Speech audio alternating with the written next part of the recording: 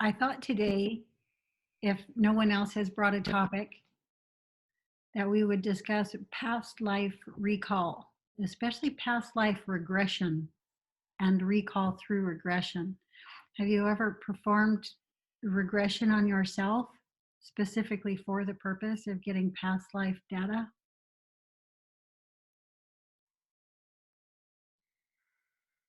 I have been to somebody who's regressed me. I've been regressed a few times, but not myself, although I have had experiences where I think I've been experienced either a past life or a life in a parallel reality. I can't quite work out what it is. Out of Okay, body. yeah, that's hard. What was some of the data you got back? Who were some of the people you were When I was regressed, from when somebody regressed me, or out of from body. from any of that? Yes. It was very interesting. One of the ones, I was a herbalist, but I was seen as a witch, and somebody who had currently just left my life was the person that I was healing. But he then shared this with a group of the church. It was quite intense actually, because then the man that then they came and found me, and they basically, I didn't have the experience of being burned. They didn't. Luckily, I didn't actually go through that, but I went through the court and I saw myself in the court being accused of witchcraft, and it was really intense because the person that was catching me was actually my current father, Oh dear. who's fire. But it was very healing because I was able to heal. My relationship with him was much better because of it, because then I was able to heal. I just asked for water, lots of water, and I just was covered in water. And then as I asked for the water to come, it started raining outside. It was a really Mm. interesting experience. And So then that past life person, that woman, was healed. It was really powerful, actually. in that experience where it was your father who was turning yourself in, was that who is also your father here in this life? No, no, the person that turned me in was my ex-partner, and the person that um, warning me that this was what was going to happen and I was going to be trialed and that I had to stop the herbalism was my father, Okay, gotcha. who's obsessed with fire, like fire safety. It's really interesting. I'm like, that makes sense. But it's you know, it's what it is. But like, it was very healing because uh, once I healed that past life, then my relationship with him started to change. He started to accept more of who I am now and what I'm doing. So it's very interesting. Were you able to get a time frame, an era, a name for yourself? Any of I that? got a name. Yeah, I got a name. But in the time era, I can't remember. I think it was the 1800s, but I Mm, can't be absolutely sure. Maybe earlier than that. I yeah. can't. I don't remember What was your because I name? didn't write any of it down. My name was Anne. Um, a surname or no? Mm, yeah. No, no surname? No, No. no, no. So I wasn't able to look it up to see if that person lived then, or, but I don't feel like I need to do that. It felt very real. There was something being healed, there was something being released, and that was the purpose of it. Right. So And so was this an out of body experience or a regression you or someone else performed on you? somebody regressed me, but it felt like a lucid dream, like it felt like I was going into a cellular memory, Hmm. basically. Yeah. And Yeah. she didn't ask you to get that information, huh? A name, a surname? Yeah, she did. It didn't come to me. I just got the first name, and that I lived with my grandmother, and I could see the cottage, and my grandmother was the woman that like I didn't have parents, they died, so she looked after me and she showed me all the herbal medicines. Did you And spend the whole session on the one lifetime, or did you yeah, get other lifetimes as well? Yeah. just that one lifetime, but I've also regressed to a couple of other lifetimes as well. And who were Yeah. you in those? One, they're never really that happy, you know. Like one, I was a woman in America that lost her son, and I remember that very clearly. I remember just feeling the emotions. It's getting some images, but it was more. I'm quite a feely person, so I was feeling my way through it. So it was a woman that lost her son, and then there was another one where I was a. That was a bit more fun. I was a dancer, but like it was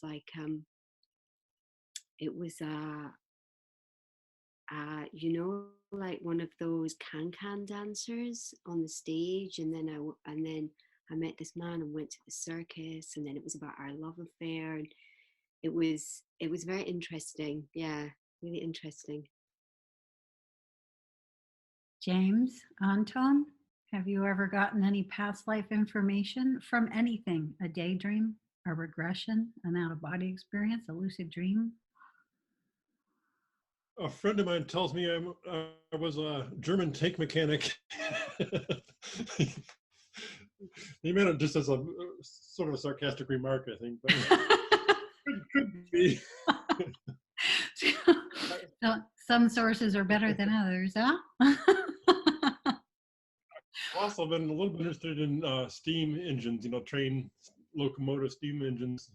And I was looking up some stuff on it, and I found out the guy who took the type of engine called the Mallet, something like that. His first name is Antoine Mallet, and his last name is Mallet, so it's almost like my name, so very close to my name. You go, wow, that's kind of interesting. Were you able to find a picture No, of this person? That would be fun. yeah, it might be. I wonder if there is such a thing, because it's olden times, so I'll have James? to look into. And Antoine Mallet, so it's really close to my name, Anton Mallier, and compared to Antoine Mallet. Indeed it is. It would be interesting to find a photo if one exists. Well, What I don't know if it's actually a past life or anything, but it's kind of interesting, kind of piques my interest. Yeah, but sometimes we do, through certain life chains, manifest in a very similar form, very similar facial features and such. So to find a photo, one of the most popular of these today in our own times is David Wilcox, and the similarity and the symmetry in his face and Edgar Casey, right? Yeah. And so, yeah, it's funny. There's not too many templates to use. The templates for features are not as vast as what we might think. And there's some people who feel that it's very limited, and we're all, just basically choosing from the same format of templates. But anyway, it would be interesting to be able to get a photo. Do you have a time frame for the life of this person? I can look it up. It was probably it'd be 1700s or 1800s. I'm thinking the train, it'd probably be 1800s, early 1800s, I'd imagine. Yeah, there might be a photograph if it's 1800s, 1700s, there won't be, right? Yeah, Could be a maybe. painting or a sketch, but okay, so you have the one, and James? Mine's came in kind of my awakening downloads. I got two distinct ones. One was about almost 2,000 years ago. I was part of a religious sect called the Sons of Thunder, somewhere over the Arabic parts. I'm really bad, really a bad colour, and that one, quite a bad guy there. The Sun And the most recent past life, the Sons of Thunder. This is of religious. I didn't look Thunder. into them more. A religious sect, Christian religious sect. It was there. I'm not sure if it still exists or not. I need to look into it more. You The, have the Sons researched, of Thunder is part of that. Can I ask I've you a went in some question? parts. Because this is already capturing my attention. Can I ask you a question? Sure. Okay. The Sons of Thunder, you have researched this? And this is an I've only, and aye, it's a Christian religious sect. Sorry. There's a delay. yeah. Go ahead. It's a So you I've only looked researched into a yeah. little bit of detail. The Sons of Thunder are a religious sect, but I was quite vicious. I was killing a lot of people in that. I've killed probably thousands and thousands. I was pretty bad in there for some reason. Sometimes I've got images of being a horse and an axe and stuff like this. Just at wars and stuff. Whatever I was doing that, pretty bad. My last past life was one of the tribes in Arizona. I was an Indian. And my last life, in the late 1800s, died early 1920s sometime. I've managed to get that much out of it. That's the two I get with past lives and links to Egypt. But that's just, I don't get the past life, I just get the link. But yeah, one about 2,000 years ago in my last life. Okay, so we went very fast through that, and I want to go back in and look at it a little closer. So when you are in the incarnation of the Sons of Thunder people, you are male? Male, yeah. Mm-hmm. I'm at war, fighting, yeah. Were you able to get a good look at yourself? No, just the perspective. The one that came there, I'm just on a horse. So just people, I would say it was a battlefield, some war, a battle was took place, just on a horse. I'm just killing. I got the personality of the person, which was just viciously, just vicious, a vicious person at that point. And were you able to get a name for yourself? Jacob. I've actually got it written in Arabic somewhere, but it translates as Jacob. It'd have been Jacob probably, but I've got the writing somewhere. I've actually got it written up there somewhere. Hang on. I'll show you in a second. Does the name have an Arabic translation? What would it sound like? No idea. I asked about it. That's the Arabic. That's past. That's the name in Arabic. I think it's Jacob. It translates as. How did you know that? Through awareness or through research on those symbols? There's a name. I got a name with it, but I can't remember what it was, and it translated as Jacob, and that's how it was written. I was speaking to some guy who knew about the Sons of Thunder actually, in Arabic names. I can't remember now what their translation of that was. I can't remember. Okay, all right. And now let's go into the second life that you mentioned, where you are an indigenous Indian, did you say?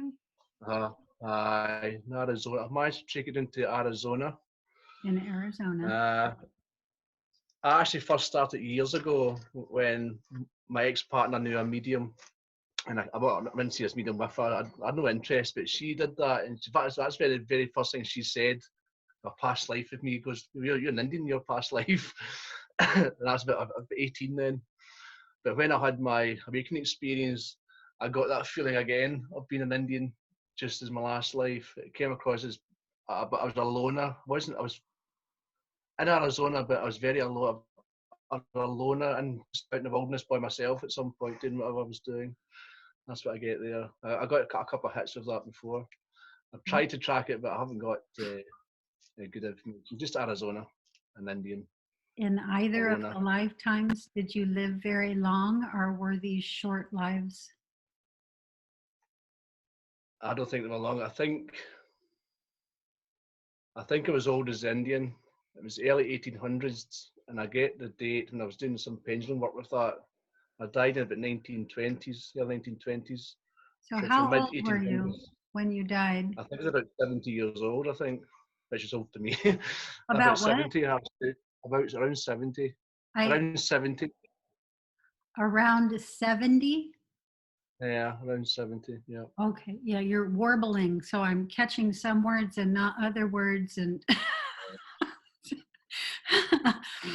okay, well, that's a long life. That's a very decent life. And then the one where you're a warrior type, I've no idea. I don't know how old I was. like I just don't. me sensing for the answer right now as I'm asking the question. Feel into that lifetime. Feel yourself there on that horse. Approximately how old were you when you died in that lifetime?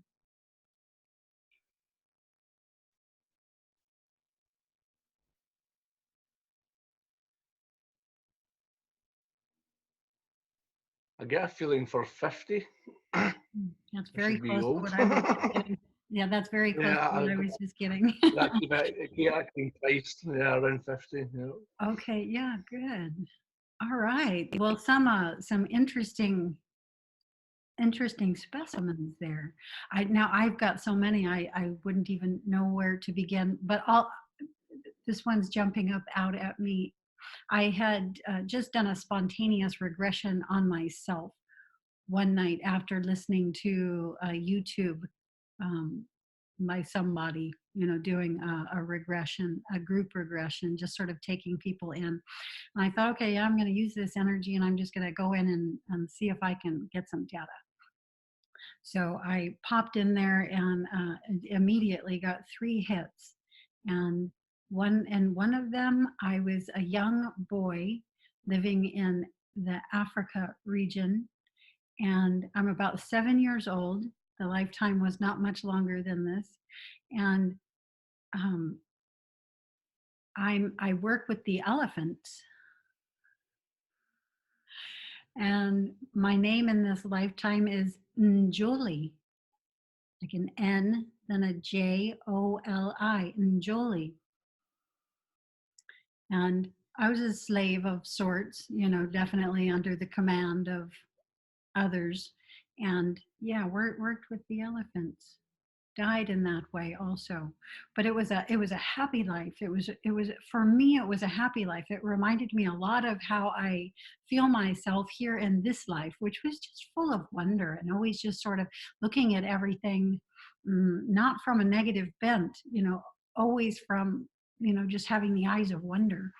And so I'm going to tear up right now because he died in this way. um, that was a good one for me. That has a certain amount of healing in it for me. And then let's see, a lot of lifetimes as Knights Templar. So I'm male in the majority of the lifetimes, as I am in my own inner template. Um, so in this same regression session I'm doing on myself, I also come across this Knights Templar. I can see myself very clearly. I'm a very always outdoors, so my skin is highly bronzed. I have platinum blonde hair. I'm wearing the white Templar robes with the large red equal cross. It's not the church cross like this, it's the equal cross, like a plus sign. And in this lifetime, my name is Mark Luke. And I am also in the Arabic regions and that whole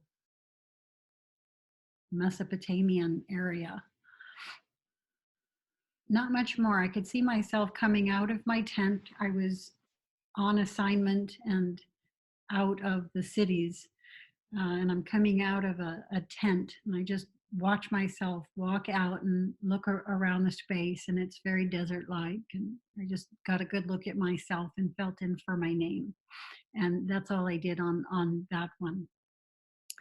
And then on the same session, I pull out a female lifetime in the 1800s, and I'm not going to remember much about it because that kind of a lifetime doesn't. I have it written down somewhere, but I got my name. I even got my full name. I can see if I can find it. Let's see.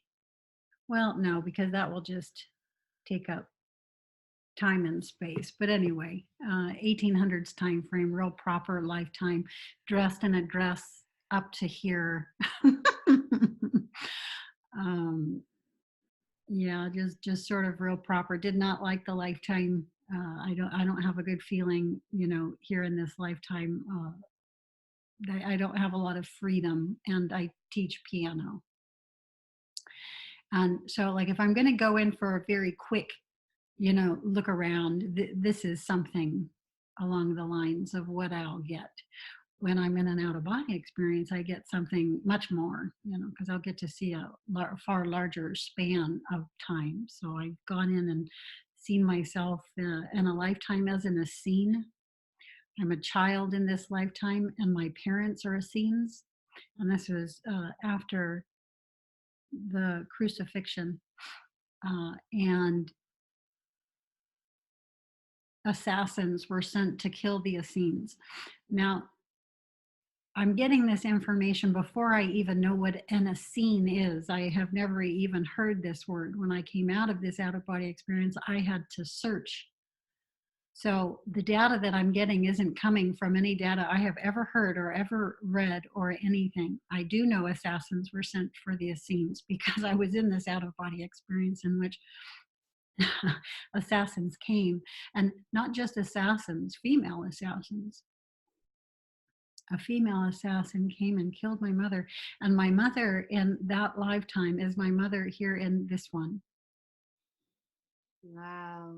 And I watched the assassin kill her. I didn't get any feeling for anyone else in the household, a father figure or any other siblings. I don't know if there was. The main focus was my mother and myself. And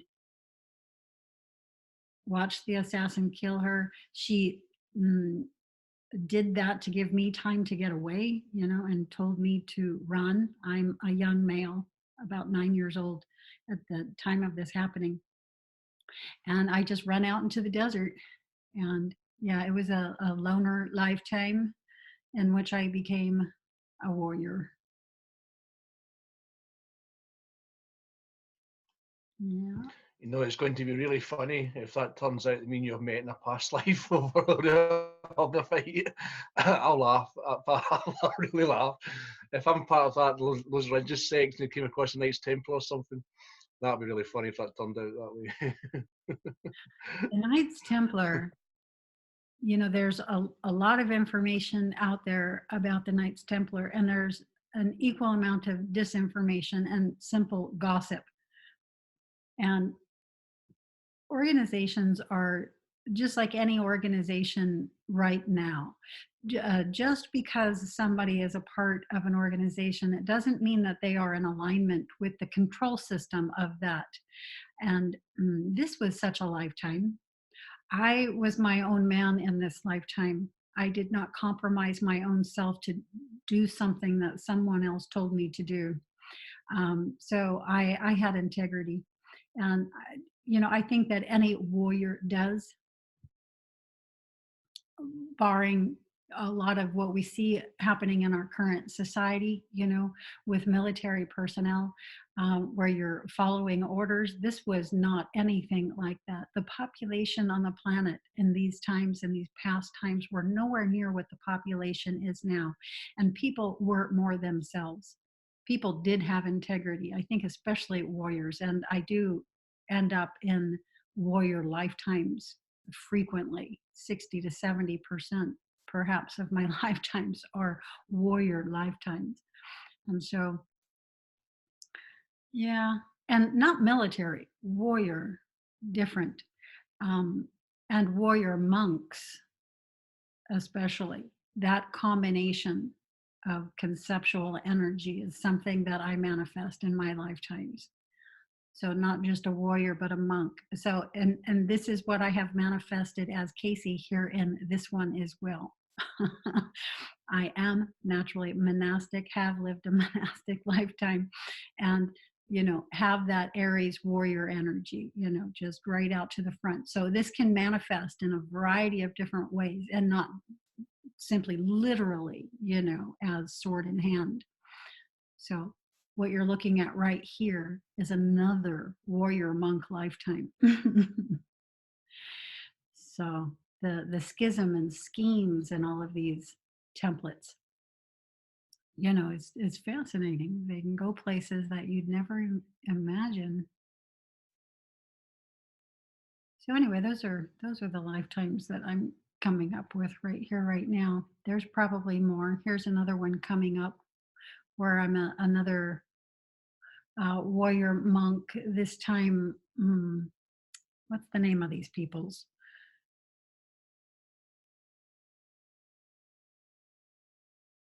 You know, like Kubla Khan. What's the? I can't think of it. Oh well, must not be important. Okay. Well, what do we make of this? Our lifetimes. What do we make of this? What does it mean that this data comes to us? Why does this data come to us? Why do we find an interest in it and go in for it? What's the connection?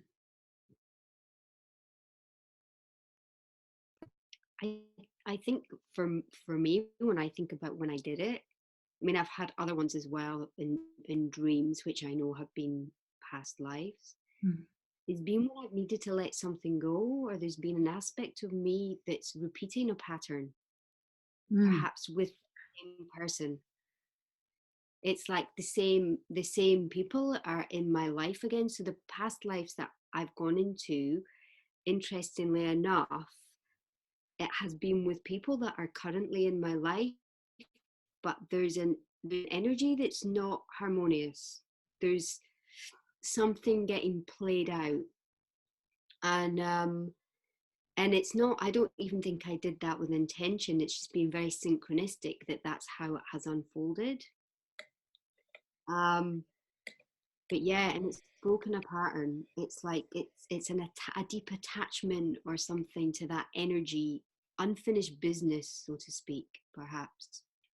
So I think for me, yeah, it's like broken a pattern, or it's let something go. It's released something. Okay, so Which let's is dive into that. The repeating of a pattern. Yeah. As the purpose for, you know, something that a past life recall can bring to us. It can show us a pattern we're repeating in our current lifetime. So does that resonate, James, with the lifetimes you have brought forward? Do you see in any of those lifetimes a repeating of a pattern here, or a bringing of any other type of information you just happen to be needing? In this lifetime, I'm surrounded by Catholics and Christians, but I've always been against it, but not against them, just there was something wrong. I've always made me feel very, very uncomfortable. But going back to those past lives, being involved in that kind of teaching, I don't know, I'm not too sure what I'm bringing into this life of that, but I'm always presented with it. My best friends out, I'm always presented with that kind of understanding. In the warrior lifetime, what is common to that lifetime that is still happening right now in your current lifetime? Anything? A battle of beliefs, I think. What did it show you? I was just vicious against anything outside of my sect. I killed everything outside of that teaching. I've not got a lot of information on it. In this life, I'm still surrounded by it, and I'm still presented with these not battles, but I'm still presented with it. Unsure where that's leading in this life. It seems to be something. I get the impression it's something I have to understand properly in this one. Sure. Are you able to identify what it is that the past life was attempting to show you? I think misinterpretation of the teachings, something like that. I misinterpret it. I get angry with it or something. So I can think about it. Something like that. I'm going to ask, what are the energies? What are the energies? In that lifetime, you had rage, certainly. Do you have the rage here in this lifetime? Yeah, for sure. Okay. So can you see the patterns? Yeah, that's where I linked to. Yeah, I can see that. I'm always presented with people like that, and I'm trying to control my anger that the teaching's wrong. It does anger me, but all my good friends are all Christians. I've made a conversation about it, but I do it in a very calm and trying understanding ways without actually attacking someone on it. It's interesting. Actually, it's quite interesting how it plays out. Yeah, just understand. and people's positions more concerning their religions. And So here's another question. How much do we work with this information? Are we just getting this information and then not working with it, not completing with the patterns? no, I found out my way to do it. I found out my way to interact with people. And there was one sequence when it was through last year where the Mormons kept stopping me in the streets continuously for months. I was sitting and watched one, and he wouldn't stop anybody until I walked up and he stopped me. And he'd talk about Jesus and that. So I made an appointment, and I sat and spoke to him about stuff, just trying to understand. But the guidance I got was that I was to understand people's points of views on their religion. Well, that's the mirror that we're talking about here. When you're talking about Christians and all of that, that's the mirror. But what I want to do is get inside of you. So that previous lifetime, where I'm suspecting just for myself, not because you told me, but that there was rage. And so it's the rage, not what's triggering the rage, the rage. Yes, the rage. Yeah, I'm still at that same level. I've got to be careful what I do. Yeah, I'm still at that level. Yeah. Yeah. Well, we all do. I was good at the security business for that. Sorry. So, what type of work have you done with this? Security business. Yeah, security. I did. No, I mean work on I've yourself. ended. Oh, so work on myself. You go in and fix the thought patterns. Do you fix the energy structures? How do you do this? Right now, I breathe. I've been changing my ways over the past few years, so I just kind of breathe that out. I don't release that. I keep that under wraps, and I just breathe in. I breathe out the angers out. Okay, so no particular process, no particular practice, just. No, I'm still learning. Okay, all right. What about anybody else? Hi, Ivana. We're talking about past life regression and recall.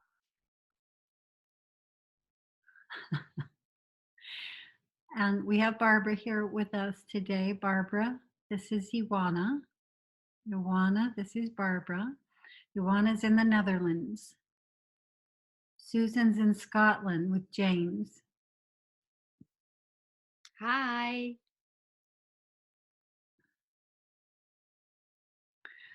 And so we've each just brought up some past life recall that we've had and discussed who we were and when we were living and all of that. And now we're sort of going into what purpose does this serve? Going in for past life information, being regressed in order to get past life information. What good is it? What can it be used for? What can it show us? And Barbara or Susan brought forward that it shows us our past patterns, so that we can see if we're manifesting a similar pattern in the current lifetime, and we can complete with that pattern. And James is now going into some of the work that he's potentially going to do in working with 2 lifetimes that he's aware of. So let's ask you before we go any further into that. Have you ever been regressed, or have you ever gone into yourself specifically to retrieve past life information? Yes, quite a few times. I had some spontaneous ones, and they were showing me some patterns.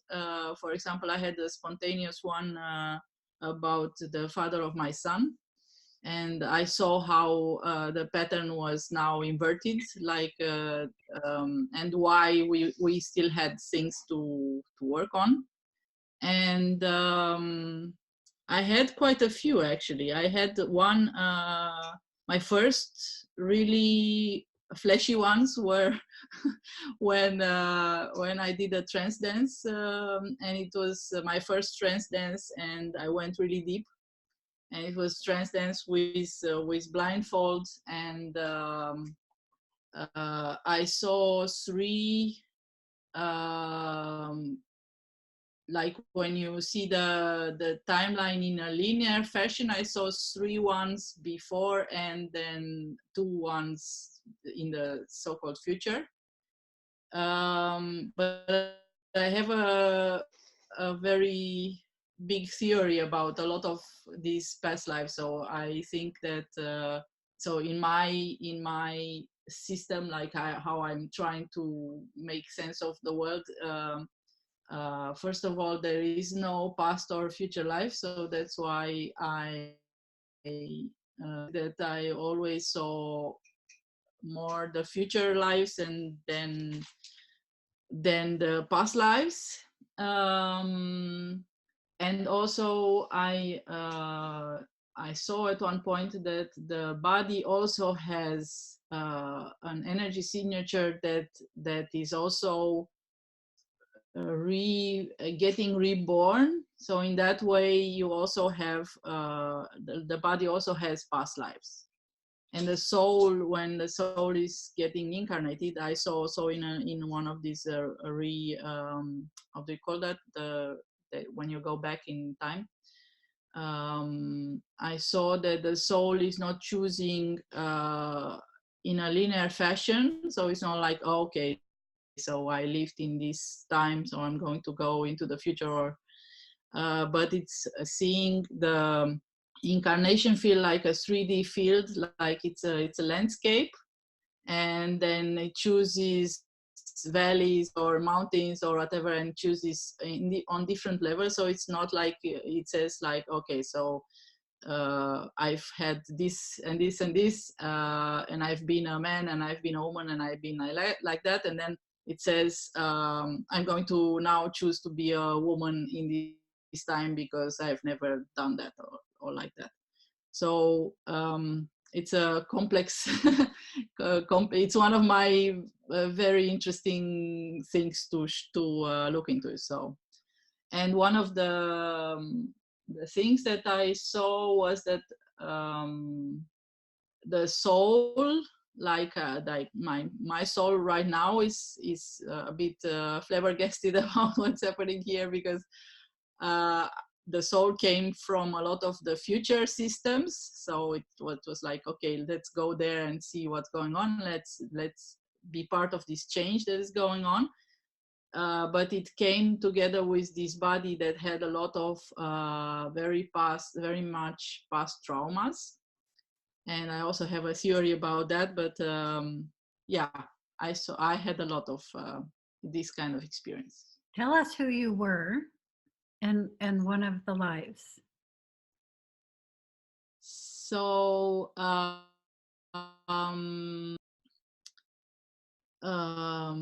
lot come to mind right now, but my first life was as a tree. So I was the entity that was this big tree,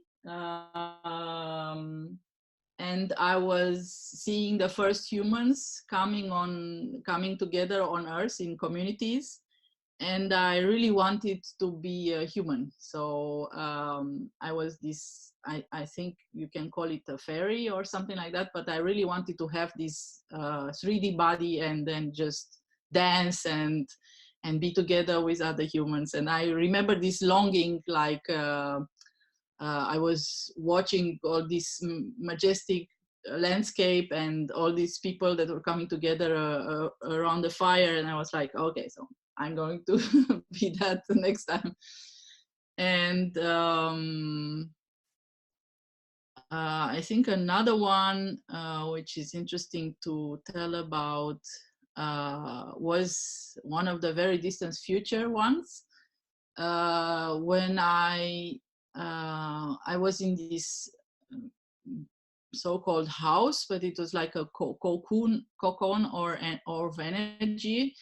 And I could just make it hard or soft depending on the stuffs. And so I could just manipulate the energy. It was really very girly, like pink and blue and very, very soft stuff. And but it was very, because I could just do like this, and it was like, pooh, and it was changing. It's very interesting. What And did I you had look a like? very big longing. Oh, sorry? What did you look like? Did I look like? I had this very yeah, you could say maybe fit body, I don't know, but it was like closed in a very thin material, and I had big pink hair, and I didn't have a mirror close by, but I could see my hands. It was really like shiny and pink and pearly. And did you see? There was a movie that was like that. It was called. Uh, Well, that's okay. That gave us enough. You had pink hair and pink pearly skin, and yes, a humanoid outline. yes, Mm-hmm. yes. Okay. Did you have a sense of a name? No, no, I wasn't. It was the first time that so it was this trance experience. It was so shocking to me that because they said, you maybe can see past lives, but I was first shocked to see this tree, and then I was very shocked to see a future life, like they call it. So I was like, when I finished that, I was like, what happened? What just happened? But yes, and I saw also past the so-called past lives in Atlantis and also in Egypt. I was a big priest, very bad boy. And I also had a life as a man in the when the Americans, the Columbus, and so they came to an Indian village, and I was left there to keep an eye on the village, and then I went on the other side, and then I died with the Indians because I had a wife, and that was my ex from this life. So. So yeah, it's very interesting how when you see these things, you're like, okay, so now I get it, and it's very surprising also because I had some recollection of other lives that I was very surprised about, places that I thought, oh, it's very Such strange. as? Such as Serbia. I never had any idea that Serbia was a place where this body lived before. So I was like, but I was in Serbia maybe in the year 14,000. I had another one in the 12 not 30,000, 1400. And also in 1200, I was in France as a boy. I died when I was 12. And so it's interesting to to see like places on my body that have issues, and that those issues came from somewhere, that it's not like just from this life that I did something and it happens, but it's just issues from that were taken from this entity that I see as a body, this energetic entity that is the body. Then Okay, so and I now have you've brought up another interesting reason or purpose for bringing past and, as you say, future life recall. And this is just taking what Susan said earlier about the repeating patterns, being able to see a pattern we're creating in one life being created in the current life also, and completing with that is a form of healing. And now you're bringing the healing at a more biological level into things, because yes, we do insert these past life energies and unresolved circumstance and carry them in our current forms. Did any of you get born with any sort of birthmark or anything like that? Or birth defect, or, no? None at all? but I have something on my left ankle that is like it's like a flower. So I was thinking, yeah, that's probably something happened there. But I have another theory which I also saw in one of these recollection episodes, because I did all kind of things to do regression. I did some shamanic schools, and I had other types of regressions with that and different worlds. It's very fascinating. But How do you work with the information? Different ways actually, because now I know. So what I saw at one point is that the body, the physical body as an energetical entity, it also can change in the same life. So you can have a body, and at one point the energetical entity just goes out and you get another body or something like that. But also, and it happened to me 3 times, so that's why it was really shocking, because it was like I had a different body. I was like, who's this? And sometimes it looks alike, but what I saw at one point is that these energetical entities, they were in the beginning one body, and then now they are split into many. So there is the same energetical pattern that it's like I have like twins, unknown, not from the same mother, but from, and everybody must have like a few twins. And I Let's saw tie an this article into, about how you can. let's tie this into past life Sorry? recall specifically. Am I frozen? Okay. Let's tie this specifically into past life recall and the purpose for going in for such, how you specifically work with the information. I'll give you an example. When I go in for past life information, I'm going in for feeling. I'm going in for feeling tones. I can literally feel the crossover between the lifetime I'm coming into, that data flow, and the data flow that I'm essentially manifesting as myself here in this lifetime. So there's a connection. I connect with those lifetimes. I connect with those people. There's interaction with me as myself in this lifetime and me as myself in that lifetime. And that does something to me that I'm still not able to word real well. It's like we're all here. I can carry them all here now as me here in this lifetime. There's a blending. And this is what I just find myself naturally, spontaneously doing. I don't think about it, it's just what happens. And I could say that's how I work with this information. This is why I work with this information. I want to connect and blend with it and carry it with me as me here, so that I have all of that perspective, so that I have all of that intelligence, that love that was in those lifetimes here in this one, you know, so that I'm not alone anymore, even, you know, or as alone as we can sometimes feel when all of the other fragments of ourself are not here with us. You know, there's a separation or a seeming separation experienced between ourselves and them. And so that can lead to what has been in my life a sense of deep sadness. It's deep in there. It's not something that I carry out to the front. It's just deep in there, and it's always there. And that's what it is.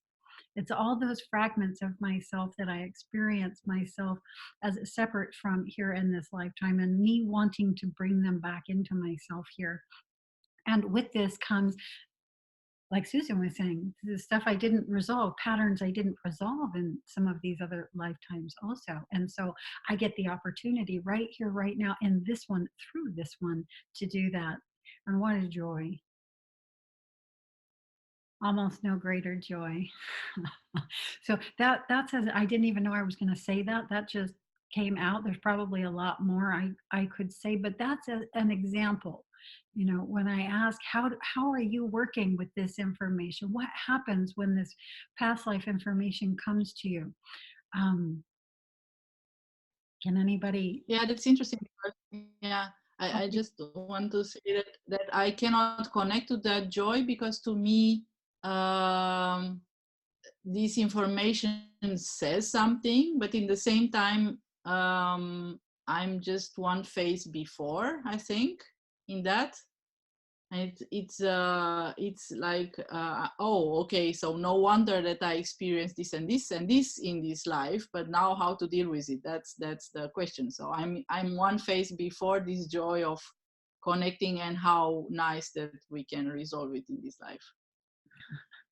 Susan? I think for me, it's bringing it into my heart, bringing all of it into the heart for healing. It's resolving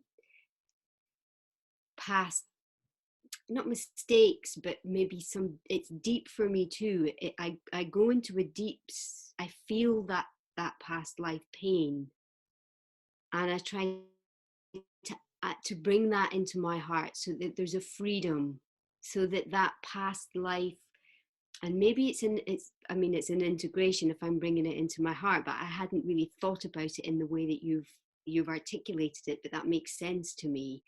It's that resolution, that unconditional love, that forgiveness that perhaps I wasn't able to resolve in that past life. I'm resolving it now. You know? And also a combining of a life with another life. That I think is the fundamental experience. All the rest comes with that. But fundamentally, it's the combining of a life with another life. Yeah. And we do that in many ways that we think of as joy here in our own field. And so I'm certain everyone can understand this is just something that, you know, happens from the withinness of yourself, with the withinness of yourself. And you know, that can come out of us as an expression of love or joy or any other thing. But yeah, it's challenging for some people, I think, to understand things on the inner subtle levels of a being. We can very easily understand when it comes to interacting outside ourselves with another, something that's seemingly outside ourselves. But when you switch the picture around and are talking about the inside workings of what it is essentially we are, with the inside workings of more of ourselves, and combining with that, I think it can be a little more complex and confusing. But in essence, it's still the same. That lifetime, as Ivana was saying, you know, there's a simultaneity of all lifetimes. The time frame is simply a part of the story. You know, I was, you know, living in the lifetime of 1800. You know, I was living in a lifetime of 2462. You know, we know in the timeline, you know, where we are. I forgot where that chain of thought was going. So I'm just going to stop it there. When that happens, there's generally a reason. Anton looks like there's something he has to say to us.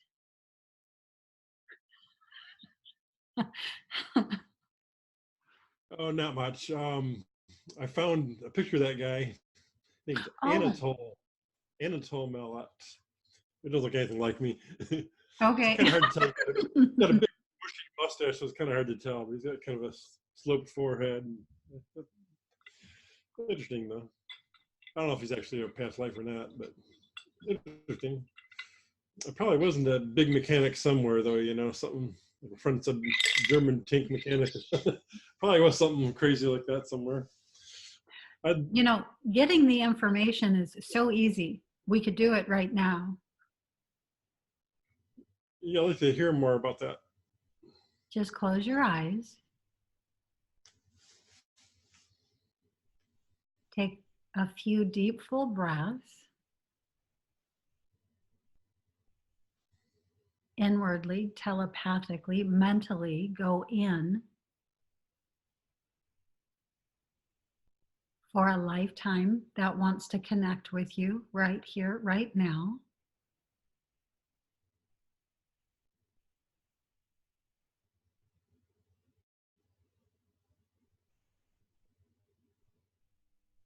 And see what impressions begin coming forward.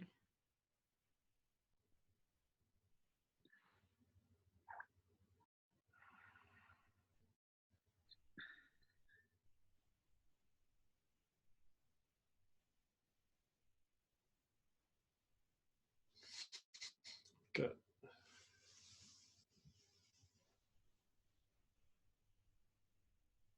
Somehow I'm drawn to like the 1700s, late 1700s. I had a dream a ways back about, wasn't about much. I was just in a scene, you know, where I kind of pushed that time for some reason. And do you get a sense for if you were a male or female?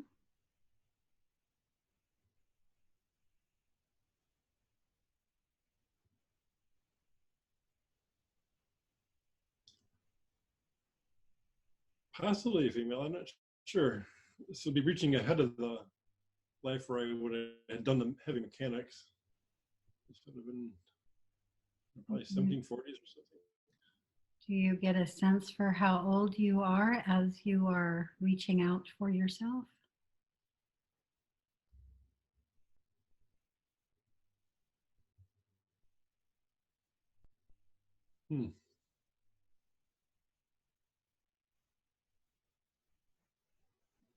I don't know, just to make it up, I would say like a middle-aged servant or something, a female, you know, something to do with the house, you know, this big place I saw. Can you, more like a hall or a mansion, I'm not sure which. and you're working as a servant in this house? Possibly. I don't have any real good recall here. And where is this house located? In what area of the world are you? I'm thinking Europe. I'm thinking, you know, like Germany or France or something. You know, Western Europe.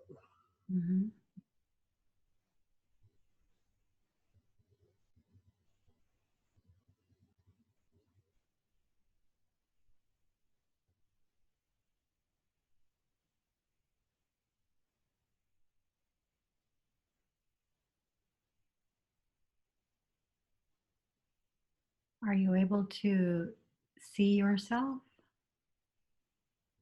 or get a sense of what you look like, how you're dressed?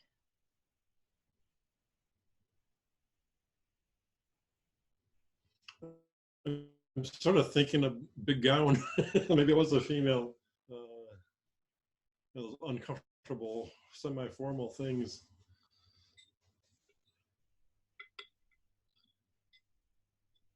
Red somehow. You know, a pattern, not just red, but reddish pattern.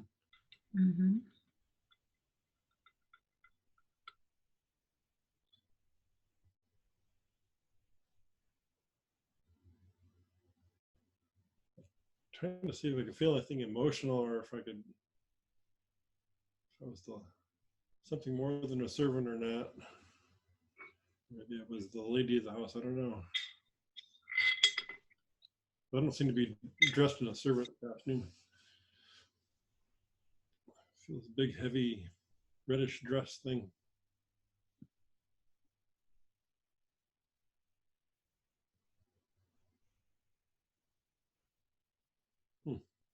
Can you feel in there for a name?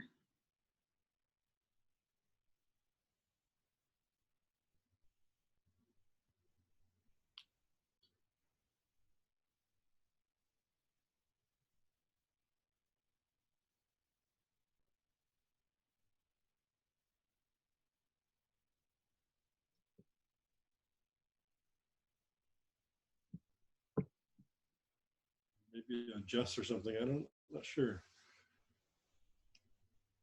Feels like kind of a heavy lifetime. Like there's a lot on her mind. Such as?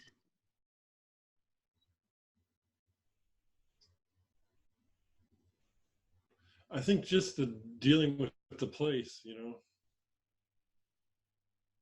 It was a big house or a hall or something.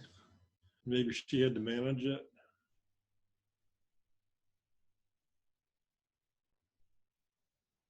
Yeah, that's very good. Is there anything else you'd like to reach in for while you're here?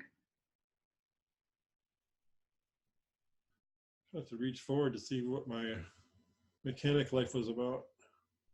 Whether I was the steam mechanic or a tank mechanic or what. Reaching in for something in particular will often take us off the beaten path. So the idea is to go in a clear canvas, to feel the contents of the inside of your own conscious awareness, to feel for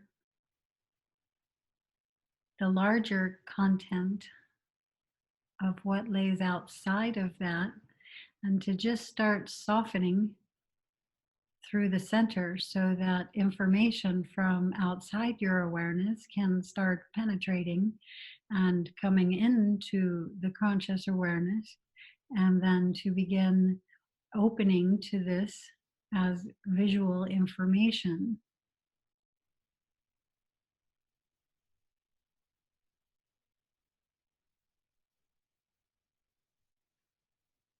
Sensory information, feeling.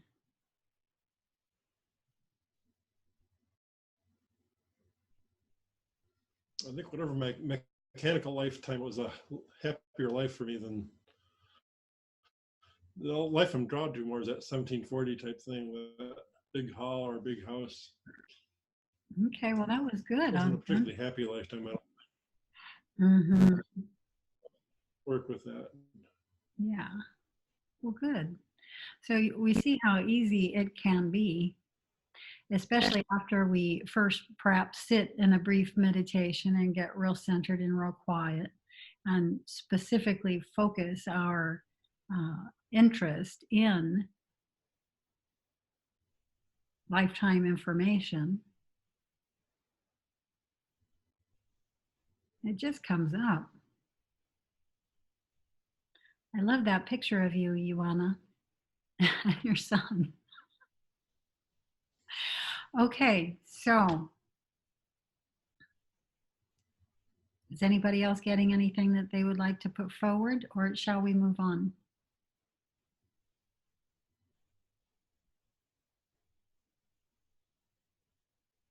Okay, I'm going to take that as we're moving on. Please keep in mind, I can't see the screen very well. My device is small, and when there's 5 of us, we're all very small. So I can't actually see you all individually unless you're saying something I'm unaware for the most part. Is anybody getting out of body this week?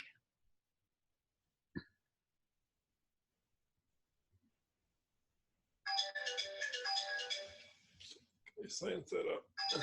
No? Nobody's getting out of body? How come I can't get out of here?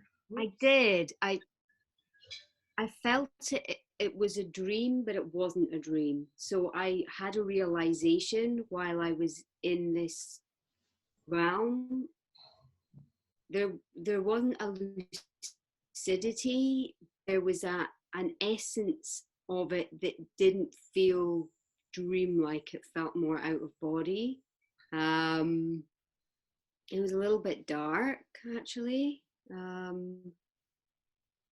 was definitely some, I don't know if it was a projection of my fears, but it was definitely, yeah, on the darker side.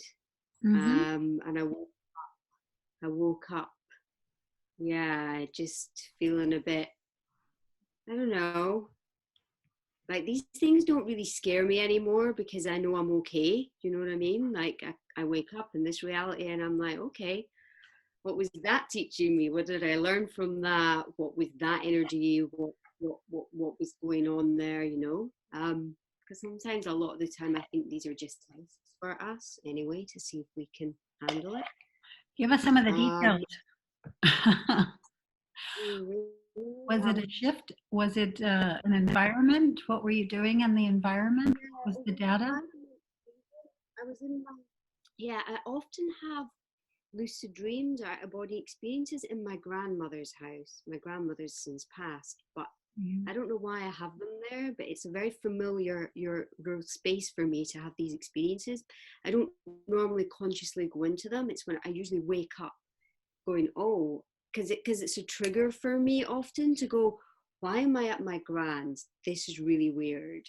I wouldn't, so I think the dream or the, the greater consciousness, I somehow put myself in these places, in that place, because it helps me to wake up and to have a realization that, oh, where am I right now? This is not my reality. Like, what's going on? It helps me to become lucid. So I think that's why it's usually there.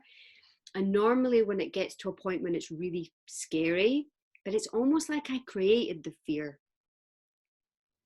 I was in my grand's place, and I knew if I went to the door and opened it, it was going to be something dark, but I went anyway. You have these experiences sometimes. Oh, so yeah. I opened and I'm like, come on, Ned, give it your best shot, And then it did get a little dark when I realized my mum was in the other room and they were going to maybe try and hurt her. And that's when I was like, no, don't involve my mom. You can take me, but not my mom. And I don't know why I get into these spaces sometimes, but then it got to a point where usually it will get to a point where then I become so lucid and I wake up and then I realize I'm in a lucid dream or I'm somewhere else. And then that's amazing because then I can face whatever it is and then you have compassion for it and it all turns to love. But I did, or I wake up in this reality. And I think it got to that fine line where it was so on the edge that I was scared and woke up in this reality. But there was a part of me, I'm having these dream experiences now where there's a part of me that knows I'm creating it, but I'm really pushing myself to really go where it's scary. Does How do you resonate? do that? Huh? How do you do that? I don't know why I'm doing that. No, how do you go into what's scary? How do I go into it? It's almost like I know if I go to a certain energy, the energy is a bit dark or it's shadow-like and I'm like attracted to it. But it's almost like I know that I'm creating it, so I'm going to be okay. Here's what I do. As an example, here's what I do if I'm in there and there's something scary happen and I'm deciding to bite the bullet. I just start to run at lightning speeds, like right into it. Yeah. Like if I'm afraid of the door, something's on the other side of that door, I'm going to run at lightning speed right into the door. That's how I address it. Yeah. How are you addressing it? How are you going into what it is you're being afraid of? I'm just facing it. Okay, do you walk at it? Do you go over there and open the door anyway? What do you do? It depends. On this occasion, I just opened the door. It was like an invitation. Like, okay, do your best. Okay, you were afraid of it? You decided, I don't care if I'm afraid of it, I'm opening the door anyway. Yes. Okay. Yeah. Okay. Yeah. So you stop and have a little chat with yourself. So you stop and you have a little chat with yourself. I think there's a delay. It's really, really hard to articulate it. It's like there's a part of me that knows I'm okay because I'm creating it. So I'll always a larger part of my consciousness. So not the it's like I'm playing this, it's like me playing a part, like in a film or something, but there's a greater part of my consciousness that knows I'm pushing myself to the edge. So you're it's like into when that. I was a kid, even really feeling into the fear, like I used to experience this a lot, where there was a part of me playing the role that kind of knew it was like a film or a dream, but I didn't want to be too lucid, because I wanted to experience the uncertainty of what was going to happen, and it was going to be quite scary, and I was okay with that. And it usually involved a big shark or a big dinosaur or something really, and they'd be coming for me, and I'd get right to the edge of it, and then I'd go, okay, cut, that was just a bit too close. Go further, and and we'll do the whole thing again, and you take me to the edge, but I'm always okay. Really, I don't know. Yeah. So that was good. That was good. Thank you. And would it be fair to say, just based on what I think I just heard you say, would it be fair to say that the way that you're addressing this is by feeling that larger presence and that sense of knowing everything's still going to be okay? So that's how you're addressing it. You're just, making sure your back is got, and then you're moving forward. Okay, well, that's good. That's good. I never thought of that. I tend to be a little bit more fast. Okay, afraid of that, got to do something right now. I'll just run right into it. Okay, and in these scenes, as we know, we just go right through them. So this usually breaks me into the star field, and now I'm in outer space in the star field, and I'll begin to see the geometric color patterns, and then the aerial level view of the world, and then the ground level view, and then I'm standing there in a body, and now something else is happening. See, so this is like, I haven't got that part. Like, I have gone beyond the dream and had these experiences as well. I think you've gone beyond me. I think you've gone beyond me. I'm still not addressing what I'm afraid of. I'm just getting rid of it. Whereas you're actually coming into, confronting what it is that you're afraid of. I'm still not there yet. Sometimes I'll hold it. I'll like take it into my arms and or I'll say that it can go up into the light, and that its true nature is love. Yeah, it's usually it's usually just ourself there that we're being afraid of in some way, shape, or form. But because I know what's going to happen, like you say, as soon as fear comes into the equation, it turns dark.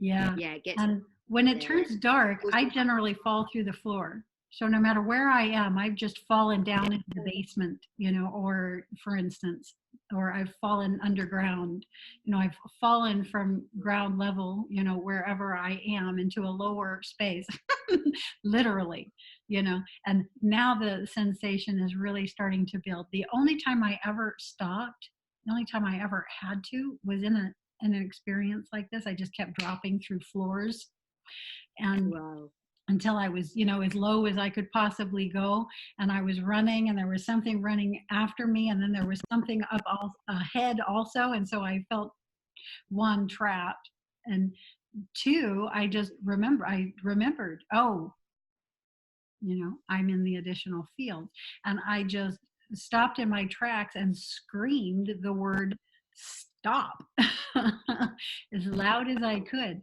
and everything just stopped. And then the whole environment shifted into another environment.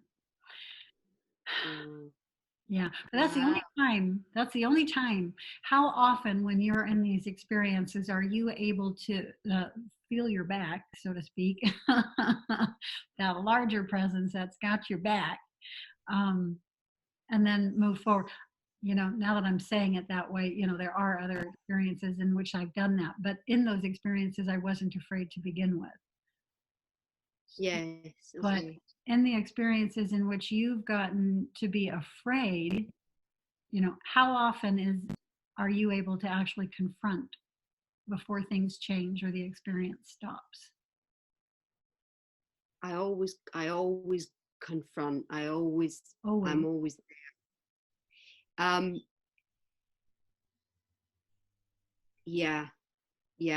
always maybe not always. Sometimes it will stop. sometimes it will stop, or I will just go, this is freaking higher self now, higher self now, higher self now, or, but it depends how lucid I am, because usually when I'm more lucid,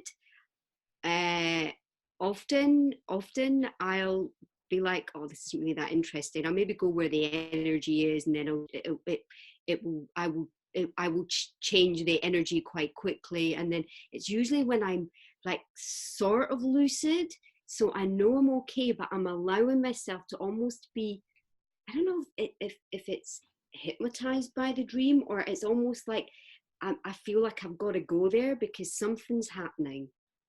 And I just have to trust that it's going to be okay. Huh.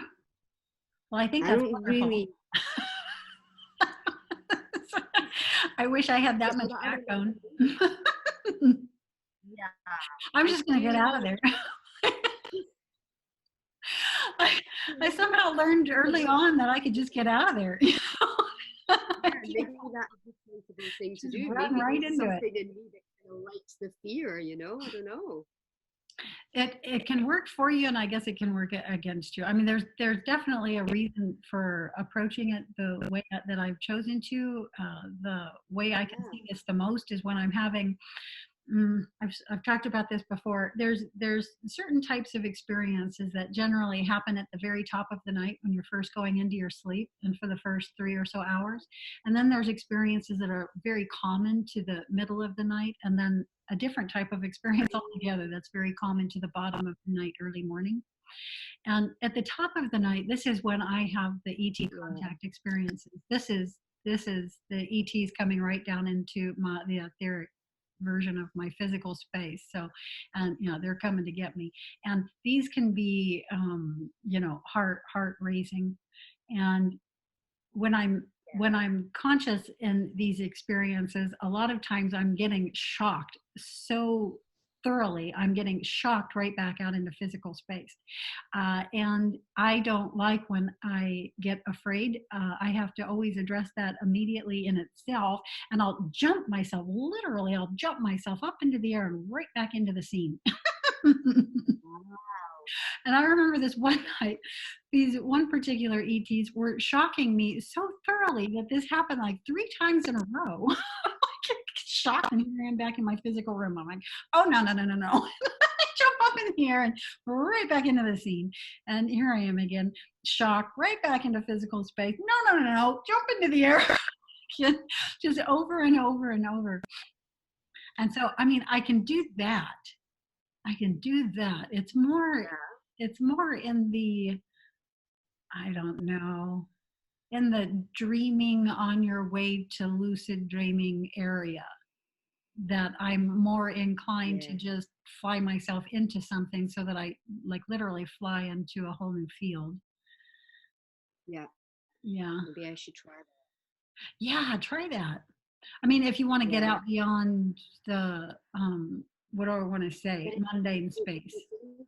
Yeah, it's interesting because I'm not fully lucid, but it's like I'm watching myself have the experience. But there's something, I don't know, I can't really put it into words, but there's something about it that it's almost like I want the experience. Mm-hmm. Maybe I'm dark, I don't know. It doesn't feel like that, but there's I know I'm going to be okay. Yeah, no, all of that is really good. What about all you guys? Yeah. How do you address something when in a dream, in a lucid dream, in an OBE, you get afraid? How do you address that? And how much time do you have to address it before things really start to spin downward, so to speak? Anybody? Ioana?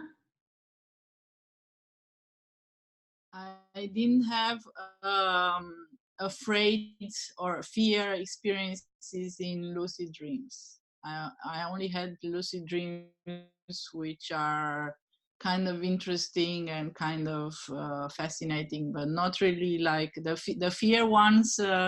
I used to have like series of nightmares, 5 a day, and then for 2-3 weeks after each other. But at one point I would become so tired that that I would just black out. But it was not that I addressed it. And at one point I addressed it in 2 ways, but by the waking up. So in the physical body, there was one that was so terrifying that I saw fear as something to address. And I remember it was really dark, and I was with my son in the bed, and he was sleeping, and I was so terrified of this that I said, okay, so now I'm going to feel the fear as big as possible. I'm going to look at it, and I'm going to feel it, this terrified feeling in my whole body, and then it disappeared. I really didn't have nightmares, or I have one, but not like the series. They just disappeared. And another thing was that at one point, one of my recurring nightmares was that I was followed by men and raped and stuff, like it happened in real life. But in the dreams, at one point, I had this when somebody was following me, and I was in the middle of a town, and it was nobody was doing anything in the recurring dreams. But in this one, I turned and I said something like, "Don't you see that this guy is following me, and just do something?" And then all of a sudden, a lot of people came to help me, and that was also the end of that recurring dream. So it was like, ta-da! That's nice. Thank you, universe. Yeah, no, I've had those experiences in full lucidity even.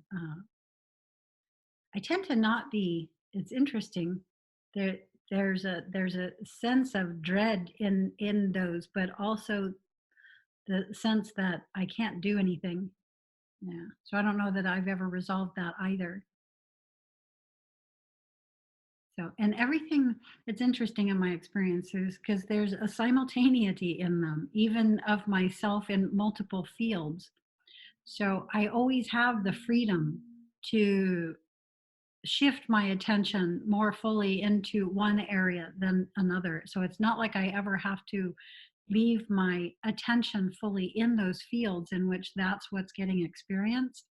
But like Susan says, it's almost like I want to. I know that there's something in here that there's got to be something unresolved. And that generally in my world has to do about feeling. Yeah, not so much emotion, but I'm trying to figure something out because there's a large spectrum of emotion that I'm utterly unfamiliar with. It feels so distant from me and who I am. And so I'm often trying to figure out what all that is.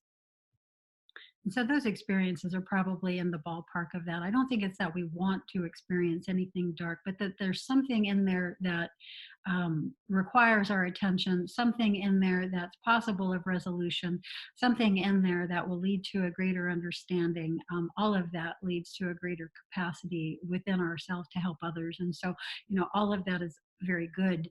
So it may look like something awful is happening, but no, something very the potential behind that is all very great.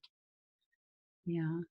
And I know that's hard to see anytime we're in a situation, that others would see as horrific in the earth life field or any other. But still, yeah, there's that sense that there's something here I'm not understanding, something here I could more fully understand, something here I could see about myself, something here I could help others with, et cetera, et cetera, et cetera. It's always the impetus, I think, in all living beings, always. Type 1, type 2, positive or negative, doesn't matter. I think that impetus is always there because it's the source, of all of us that is giving the impetus. And that source is consciousness. It's absolute neutrality. There's no judgment in it. There's no positive and negative in it. And yeah. Ivana, you were going to say something? I'm sorry. I think it's, yeah.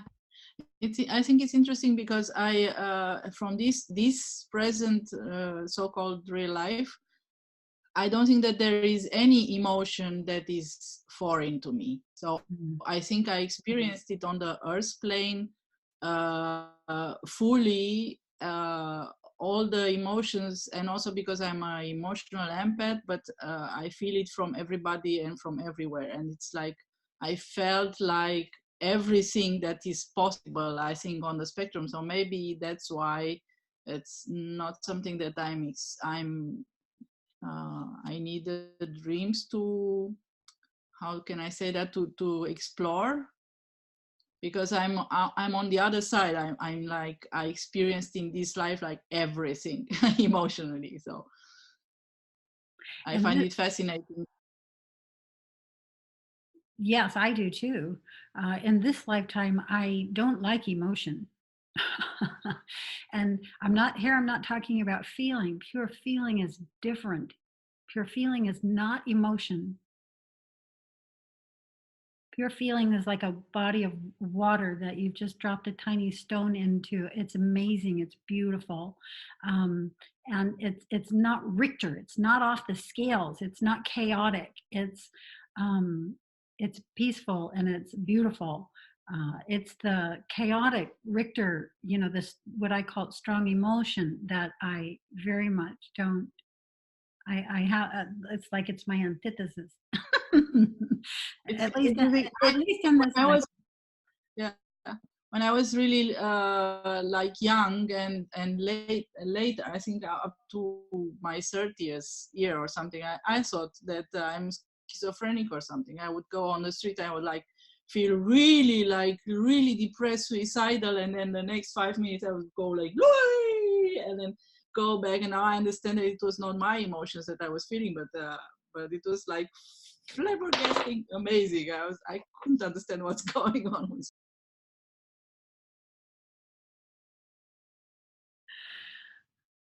And with that, I've forgotten where we've left off. It's fun talking about the OBE and lucid dream and even dream stuff. Let me just ask Anton and James real quick. Did either of you bring back dreams this week? It's been real quiet on the boards. I just a one last night with you in it. You came twice. Oh yeah. Some late. And I got your lecture face twice. I was getting something really strict about it. That's what I got. Like, I wonder what that was. Just that. Are you paying attention?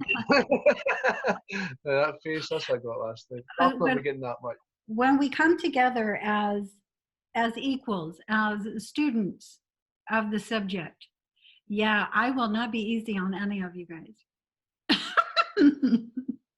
When I'm being teacher, I can be slightly softer, but when I'm being a student among other students, yeah, I don't let you off the hook, because your growth, my growth, is critical to yours. When we're practicing as a group, we can only grow so much as the greatest capacity within us. So I will not be easy on you. Yeah, I'm like, that's where you get my lecture face. So what was I lecturing you on? Don't say you don't know. There is a scene I just can't bring it back into what it was that was going on. I just can't bring it back in. If you, James, were just going to tell me what Casey, was lecturing you on, what would you say?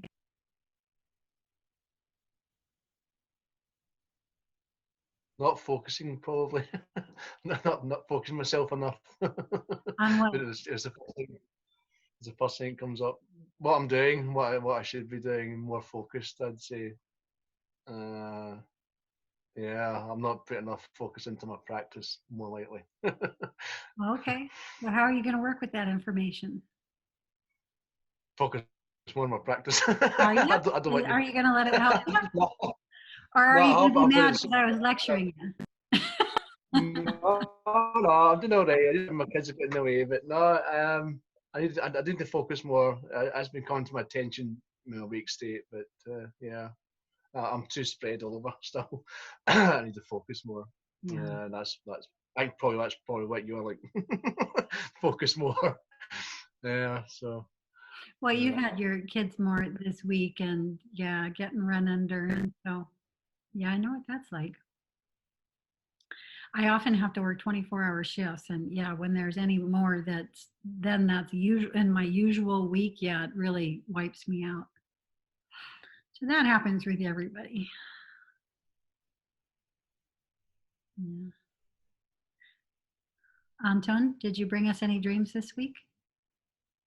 Not really. I did have some recall day before yesterday, and I neglected to write it down, and now it's gone. I know I've been dreaming a lot the last few nights. Mm-hmm. I've been kind of low energy the last few days. I had a little bit of a bug I guess I'm fighting off. But yeah, I really should have written the other day and then it was gone, and can't pull it back. I know I dreamt all last night, but I didn't really have anything that I could pull this morning. I woke up. How did I wake up this morning? Something woke me up this morning and it's gone. So when that happens, and because you have all day, every day, you're a man of leisure, I wish. you could, well, I know there's probably work that you probably do on and around the house and such, but I mean, you don't have to go off to a job. So why don't you just sit and let yourself have a little daydream and then document what it was? And that's a dream. And then put it on the daydream thread so that you can join us in that collective group there. The more of us that join our dream states there, the more we'll be able to get into each other's dream states and be of assistance to one another. As well as when you bring those dream states back into physical space, we can, from the physical space, look at how we're doing as a collective entity, and creative projects can develop from up out of that. Yeah, I don't have too many negative dreams. In the last, I went through a little spat of them a decade or so ago, where big animals were in the room with me. It was like in a store or something. There's either a bear or a lion or something like that, and I didn't freak out. Controlling myself not to freak out. I knew I was semi-lucid in those dreams. That's why I was able to control myself. Those are some of my favorite experiences. That is contact, and that is the Kundalini. That is the transformation of our body systems happening. Go ahead. The only really kind of negative dream I've had recently was that one I reported a ways back, a few weeks back, where I was walking through an apartment complex sort of place and with another person, and this real negative energy. We went to a door, I guess, and then we went away from it. And as we were going away from it, I felt this really negative energy. Everything went blurry and kind of streaky looking. And it was like a really nasty situation. And I woke up and I tried to go back into the dream. And I told you I even tried to do some direct viewing because I couldn't really get back in the dream, remote viewing rather.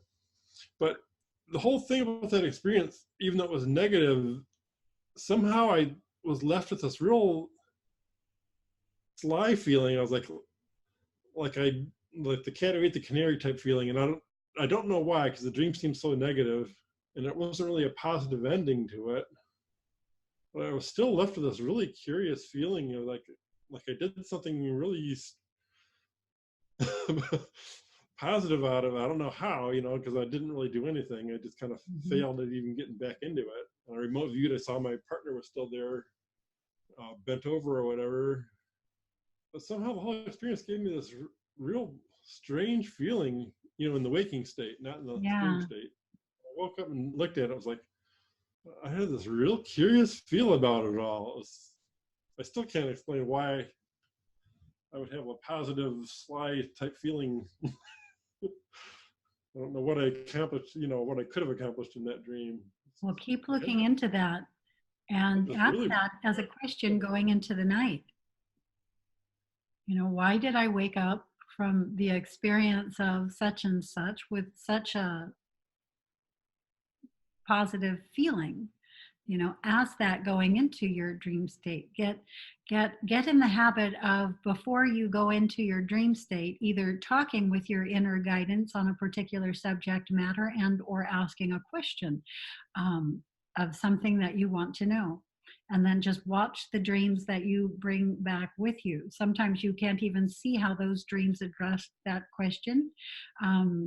Sometimes you can, but it's an interesting process, and it absolutely, in each and every case, incites dream awareness, the ability to bring back the information with you into physical space. That's what it does. Because you go in with a question and you come out with an answer. If you go in with nothing, a lot of times you come out with nothing. Most times, in fact.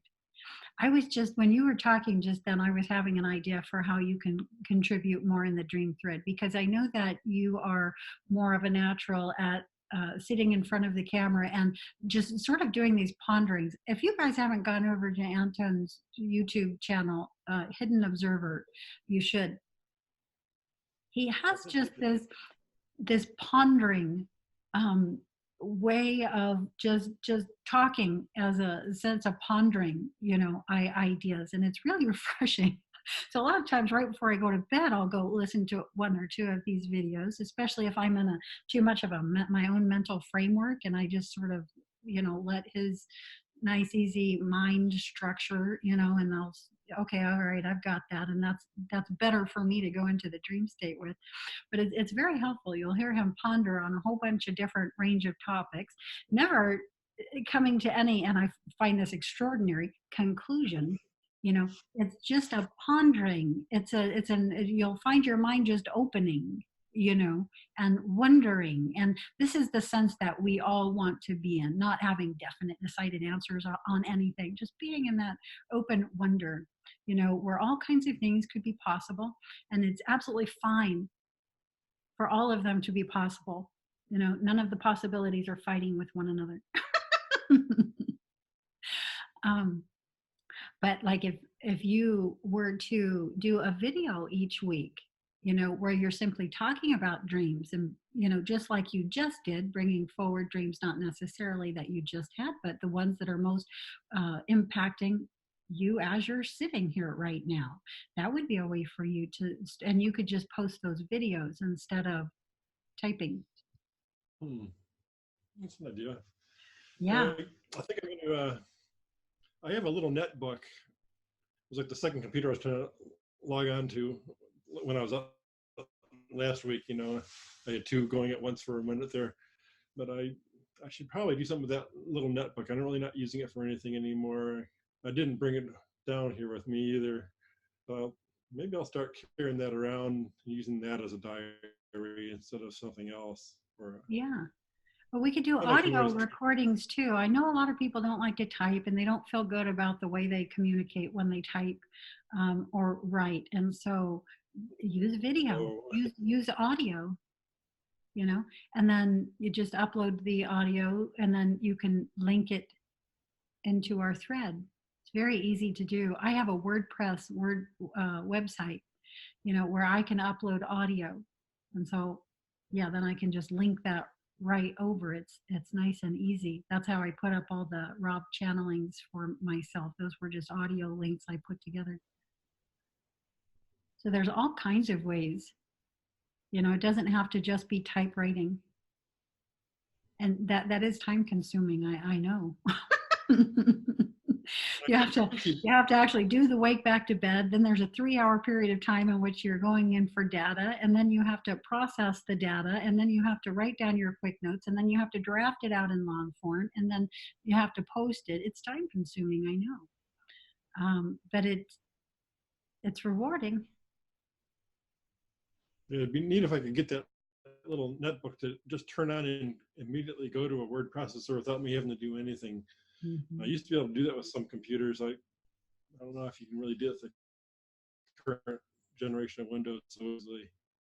That's kind of why I used to use my 8-bit Atari for a dream computer, because I had the thing literally so I could just reach for the switch in the dark, hit the switch, and it would automatically boot up to a word processor. And it had a dim light over it, and that worked out pretty well for me for a while. Mm-hmm. The problem with that is I can't easily transfer that data to another computer, a modern computer.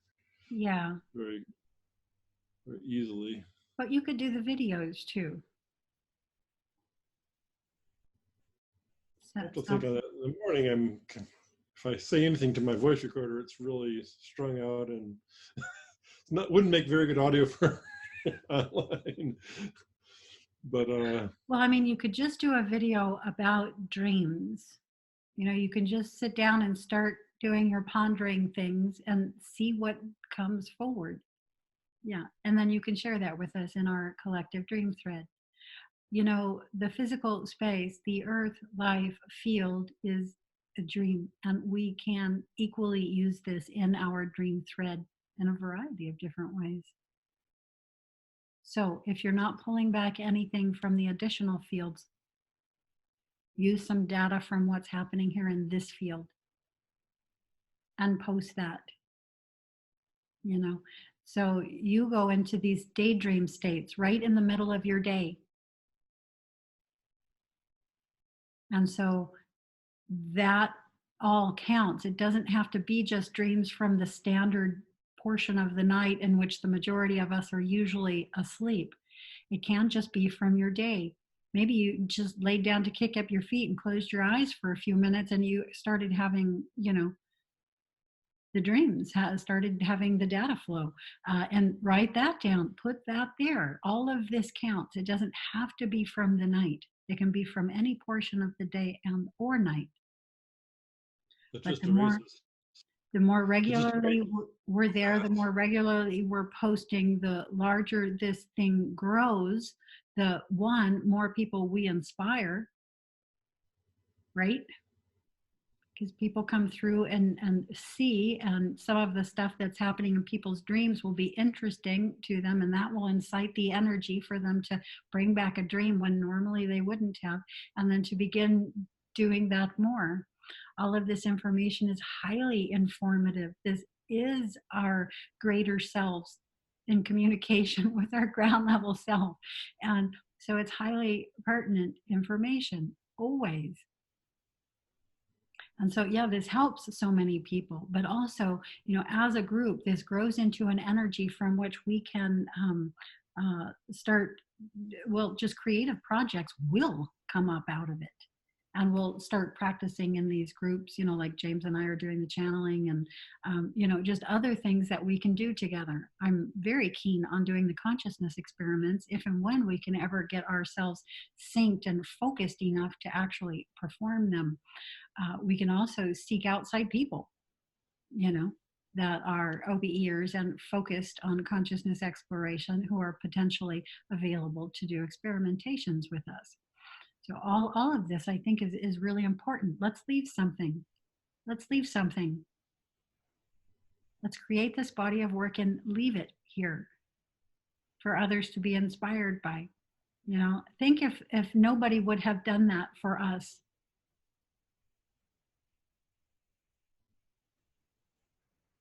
You know, we wouldn't have these material, we wouldn't have the raw material, we wouldn't have the Monroe Explorer tapes, we wouldn't have, you know, the books, we wouldn't have, you know, what we had to figure out what was happening with us. And we wouldn't have or see how things are evolving.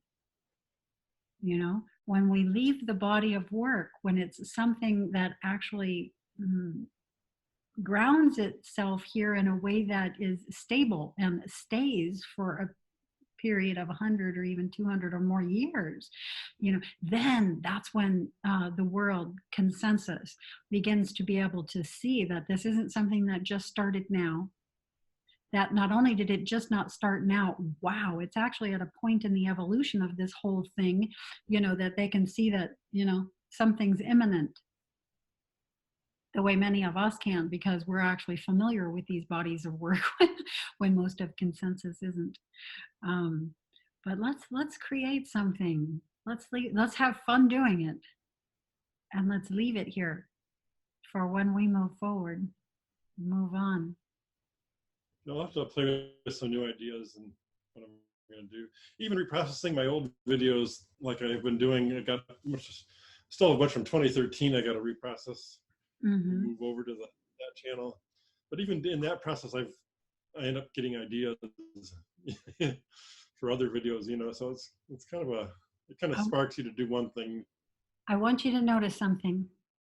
Look at all of the bodies of work that have been left behind for us and cite one that is a single person's work. They're not, they're all groups of people who came together to do the work. You never see anything out there of Robert Monroe. What you see is Robert Monroe and his explorers and the work they all did together. That's what got left behind. That's what most everybody finds. That's what has the energy and the juju to really, you know, stimulate all of us. I'm not saying that none of these people ever stopped to write books, but the work that they actually did that resulted in it. This is always a group. The raw material. Was this just Ron? No, it was Ron and Carla and what was the other fellow's name? It was the group of them. And of course, the raw entity.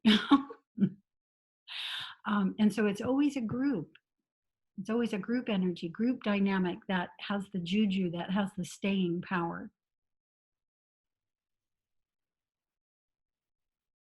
So it's coming together as a group, making time for ourselves as a group, you know, performing a certain body of work, fascinating work.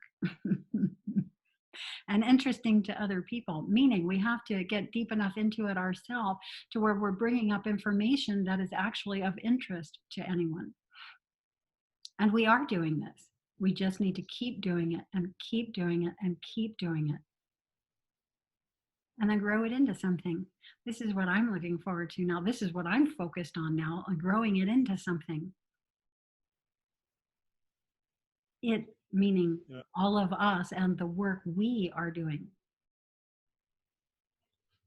I think the group just helps you. Well, when you've had a weak period like I have the last week, just kind of tired and weak. Other people kind of are there to right, lift it right back up. Remind you of where to get it, you know, because we know where we get a lot of our energy, and that's from the additional fields. That's from contact and connection and communication, you know. Okay. Yes. Just out of interest, I've noticed this in the last probably about a realization that's came to me recently about the tantra energy, like our kundalini sexual energy, and how that can be used. I have come to a realization. I didn't realize that this is what I was doing, but I was moving the kundalini sexual energy up into my third eye and having visions at night, and then going into dream spaces consciously, or having conscious exit, you know, when you go into the vibrational field. And I've been noticing now that that's coming to my awareness, that I've been doing this for the last 8 years, but I didn't understand what it was. I've just been doing it. I didn't have any names for it. And I could be wrong, but this is my feeling of what is happening. And of late, lying down in bed, I'm going into a vibrational state very quickly, like really, not necessarily always having an outburst. So it's like I'm like making love with the cosmos or something, you know, like my whole body is like, is anybody else having these experiences right now? Like it's more and more. I went through a phase, a 4-year phase, when the inner energy centers of my body were coming into alignment, or in other words, what people call kundalini. And during this phase, the vibrational state was constant every day, every night, every moment for 4 years. And now it's achieved a particular equilibrium in which the sensation of the vibrations are no longer as strong or as prevalent as they were then, when they were still working themselves out.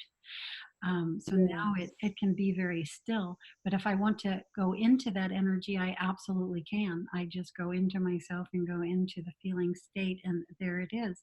And I can also bring that forward with me into my experience. It just takes my conscious doing of that. Yes. And then there's phases where I'm just getting new energetic alignments. And then, yes, you know, the vibrational state will come back to my OBEs. I miss the vibrational state, but again, I can go into that as pure feeling at any time I want. I think I find it hard sometimes to put I'm doing it right now. or names to what I'm experiencing. I'm just experiencing more sensations and feelings in my body. It's like I'm embodying it more. Mm-hmm. Whereas I was much more astral, like I feel like I'm embodying it more. You're bringing it down into the whole body. Yeah. Yeah. Thank you. Thank you. And yes, we're all working on that together as a group. Also, not just individually, we're working on that together as a group, and intentionally not isolating energy in certain centers, but spreading it out and having it be whole body. For me, it was just that from the beginning. And I didn't understand why that didn't seem to be happening with other people. And I was just still trying to figure everything out, the difference between Kundalini and astral travel. And, there seemed to be this whole lot of crossover and not a whole lot of difference, but the big difference being that energetic situation that was happening, the vibrational state itself, the frequencies and flows within that would equate to certain sensations in the body, such as being touched on the shoulder, such as the sensation of cold, the sensation of heat, such as, et cetera, et cetera, et cetera. All of it manifests in different ways. And I went through that whole process again for 4 years. I was told it would level out and I wouldn't, be able to experience it in that, 747 type way. I used to explain the sensation of it as being like being strapped to the underbelly of a 747, because it was that obvious, it was that big, it was that strong. But yes, once the energetic alignments within the structures, within the chakra, what we would call chakra structures, are complete-ish, and once the multiple centers themselves are brought into full alignment with one another, it's the coming into alignment that results in those very strong vibratory sensations. But once they are in full alignment, now this is just a soft free flow. It's no longer as energetic as previously, but it's nice. It's what I just call now pure feeling, and it is a vibration. And it feels like a body of water again, slightly agitated, such as dropping a very tiny stone into a very large pond. And, you can envision the soft ripples coming out from that. And the ripples can be red. That's what I'm doing when I'm going out of body. I'm literally going into my own feeling tone, my own feeling sensation, my own sense of pure feeling, and reading the ripples. Wow. That's what we're doing, and those will form as symbols, as numbers, as visual environments, sensations, smells, sounds. It will manifest in all kinds of different ways. But optimally and ideally, your consciousness entering an additional consciousness field, so that you're not just here, but here and somewhere else. And that's the whole point. To break us out of 3D. 3D is being in one place and one place only. So 4D, we start to go out and have a capacity for being here and there. And that just grows and grows and grows as we expand out through the dimensions. Anton? We were going to talk about energies and we never did. Just to go, the way I see it real briefly is, I see there's a energy from the bottom and an energy from the top, which are, just not good labels, but just to use them. Like a physical energy or kundalini coming from the bottom up, and then like a akal coming from the top, pure spiritual energy, sort of a top down thing. And sort of a physical energy from the bottom up, Yes. and they all meet in the different chakras. You know, these two flows just kind of meet and branch out and meet each other in the different chakras. Mhm. I don't know, that's kind of how I see it, but I should get into deeper. Bring it as a point of discussion, and we can focus in on it specifically as a whole discussion. Bring it to next week's OBE group. You have to bring it. Yeah, And your bring it again. interest in it. And that's what will incite more of a dialogue from my own self anyway. Because I can pick up on your energies, your frequencies, your vibrations, and read your ripples and address them.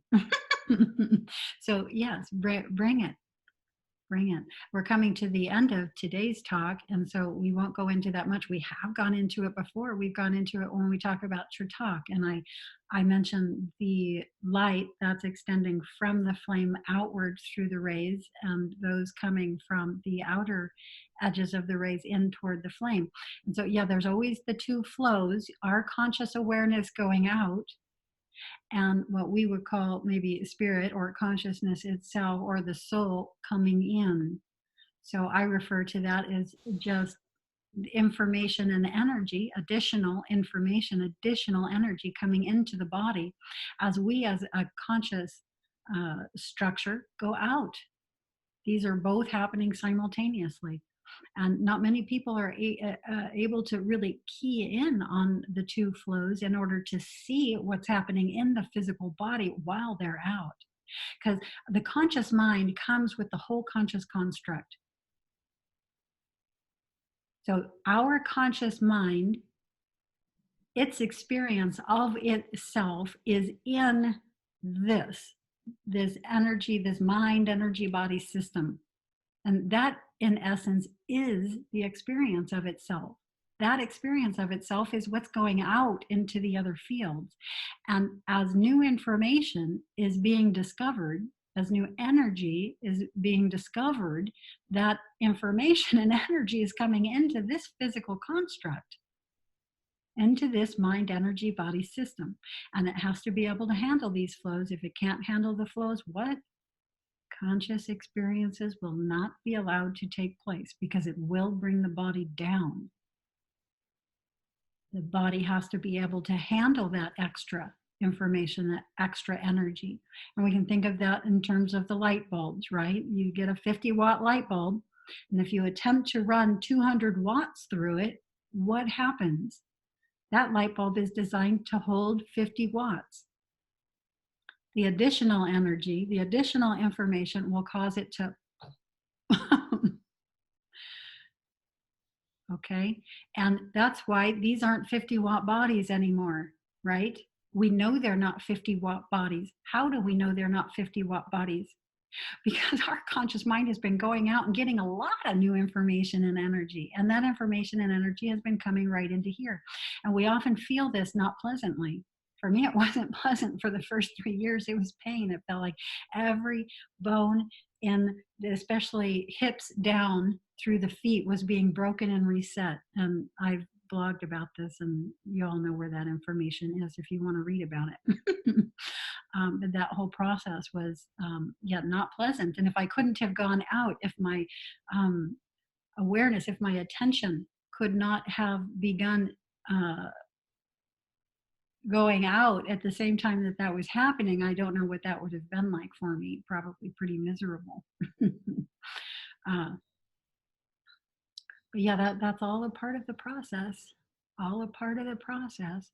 And then our bodies acclimate to that new intensity of information, of light and energy.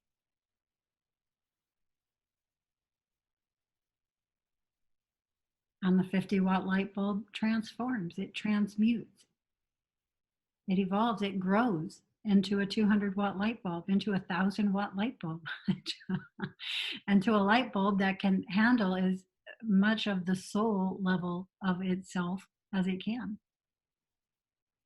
This is what people mean by becoming ensouled, or the soul coming into the body. The soul is just a larger body of information and energy. and it normally can't fit into our 3D physical structures. So a very large portion of it stays outside the structure, and only a tiny point comes in. But we're being able to hold more and more of that larger structure in our physical body structures, in our physical reality. And that's what's bringing about the change. That is the change. That is the shift. And as that shift happens, our perception shifts from a perception of separation, in which the world and everything in it seems or appears to be outside ourselves, to it no longer appearing as an objective thing. We begin to see the world as inside ourselves, which is a more accurate view. Ourself being consciousness, the world appearing within it, and that becomes a very real experience. It has become a very real experience for me. Can I ask, is that a bit like you're fully lucid and this is, you're in a dream, but you're lucid in the dream? So it's like when you're in a dream, you realize you're dreaming, so you're fully lucid here all the time. Yeah, step one for me through my process was to realize when I was here, I was still dreaming. And yes, so yes, I realized this is a dream field. And then step two was to make the equivalency between this dream and all other dreams, all this dream field and all other dream fields, myself, consciousness, being that which is the equivalency that's holding them all in equivalency. Consciousness is what is holding them all in equivalency. It's not the field, but the consciousness that the field is appearing within. And then there was the having to again make the same equivalency between the concepts of dreaming and reality. Same thing. So that brought everything for me on a level playing field to where everything was one whole single package now. I didn't have the two anymore. I didn't have the duality. So all of that was an overriding of the duality data flow and bringing everything into wholeness again, into oneness. And so yes, uniting this dream field with all of the dream fields, and then uniting the concepts of reality and dream. And that's what fully did it for me. That's what fully flipped the perception of the experience of myself here and anywhere to being that as a singularity, as that of a simultaneity. That's when we're talking about the different lifetimes. Yeah, all of them ever happening right now. Can access them all. And these are new experiences that begin happening for us in the middle of all of this happening. We find that we are able to access these flows. We are able to access this new information, this new data. And we can take that data and actually shift ourselves fully into it, into a 3D surround sound field, as we know, into what we call an out-of-body experience, lucid dream, etc. We can do that at any time. We can do that right now. You can just go inside yourself and boom, bring yourself there. And that's what we're getting good at. And we don't even have to close our eyes. It was actually easier for me in the beginning to not close my eyes. I was always somebody who meditated with my eyes open. But you can do it either way. It's about being here now. It's just everything is happening now. But for me, there's just this awareness. There's this awareness that's always there. It doesn't matter whether I'm journeying, whether I'm lucid dreaming, whether I'm this reality, whether I'm astral. There's an observer. There's a presence that's always there. It doesn't change. Yes. And that becomes more and more our fundamental experience.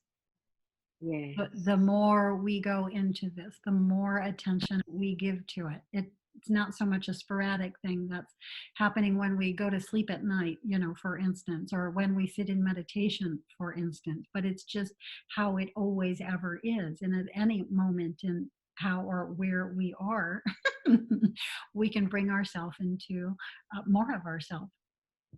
and to this field and other fields, into this lifetime and other lifetimes, into energies, interests, into our own creativity, and being able to watch the process of that pattern out into what we call lifetimes, dream fields. Yeah, and then walking through them, experiencing through them.